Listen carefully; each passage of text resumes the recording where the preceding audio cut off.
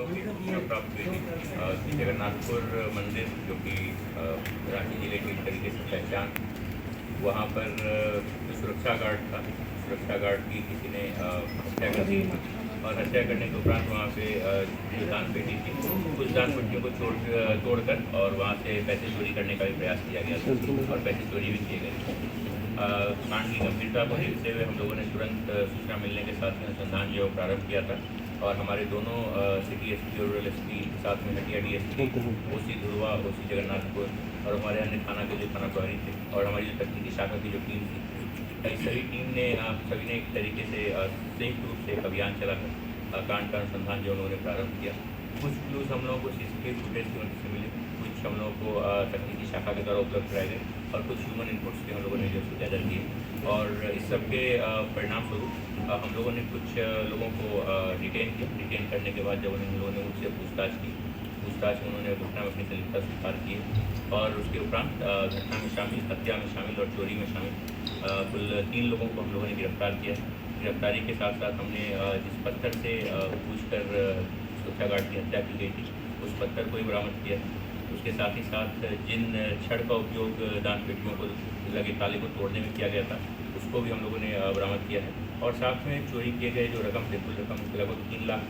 के आसपास जो रकम चोरी हुई थी, तो 3 लाख कुछ रुपए हम लोगों ने रिकवर किए। बहुत सारे पैसे से इन लोगों ने उस दिन पूरे दिन जो अभियुक्त थे उन लोगों ने शॉपिंग की, खरीदारी की, तो कुछ खरीदे हुए नए कपड़े इत्यादि भी जो है हम लोगों ने बरामद किए और इस प्रकार इस कांड का पूर्ण रूप से जो निरसन किया गया। अय्याशी के लिए इन्हें पैसे चाहिए थे और ये जो अभियुक्त थे, ये अभियुक्त भी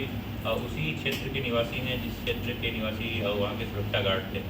तो इन लोगों ने बहुत दिनों से इस चीज़ को देखा हुआ था कि रात में सुरक्षा गार्ड वहाँ पे अकेले रहते हैं और क्या मंदिर की क्या परिस्थिति रहती है इसके बारे में उनको पूरी जानकारी थी और वस्तुतः पैसे चोरी करने के लिए ही ये घटना को अंजाम दिया गया था और मन में ये भय था कि यदि सुरक्षा गार्ड जाग जाते तो वो इन लोगों को पहचान सकते थे और इसीलिए इन लोगों ने पहले सुरक्षा गार्ड की हत्या की, उसके बाद चोरी का। कुछ लोगों का आपराधिक इतिहास जो है और खासकर जो मेन एक्यूज जो है जिसने हत्या की, रचित, इसके अगेंस्ट में खुद से भी 4 कांड जो दर्ज हैं और पहले भी जेल जाते हैं। सर ये जो घाटी के रहने वाले थे जो न्यू कॉलोनी करके जगन्नाथपुर मंदिर के बगल का जो एरिया, उसी न्यू कॉलोनी की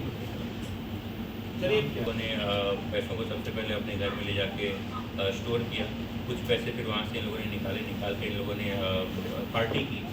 सभी लोगों ने पार्टी करने के उपरांत फिर इन लोगों को जब पुलिस की दबिश फील हुई कि पुलिस ने जब हर जगह पर छापामारी इत्यादि स्टार्ट कर दी तो इन लोगों ने फिर उसके बाद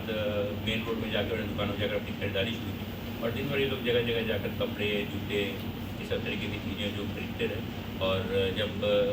शाम के टाइम में जब गिरफ्तार हुए, गिरफ्तारी के उपरांत उनके घर से फिर हम लोगों ने और जो बचे हुए पैसे तो बचे 3 लाख। नहीं, ये वर्कर नहीं थे, ये उसी के बाद कॉल थे। वर्कर्स को हमने वेरीफाई किया था, वर्कर्स से लिख पैसे नहीं पाए। सर ये हम लोग गए थे जगन्नाथ मंदिर गए थे, घटना के उद्भेदन में कहीं ना कहीं भगवान जगन्नाथ महाप्रभु की कृपा हुई जो है तो पुलिस को प्राप्त रही कि हमें समय से इनपुट प्राप्त हुए, इस इनपुट के आधार पर हमने उद्भेदन किया। इसके लिए सभी मंदिर जो भी बड़े मंदिर हैं उस मंदिर की जो संचालन समिति है उस समिति को और पुलिस को हम दोनों को कुछ स्टेप्स जो लेने पड़ेंगे।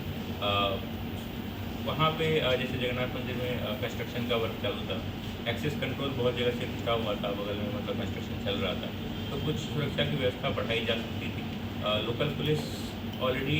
बर्डन रहती है बहुत सारी रिस्पॉन्सिबिलिटीज से, कहीं ना कहीं हमें जो एक सोशल पुलिसिंग का जो कॉन्सेप्ट है इस कॉन्सेप्ट को भी हमें रांची में लाना चाहिए और मुझे लगता है उससे हम लोग करते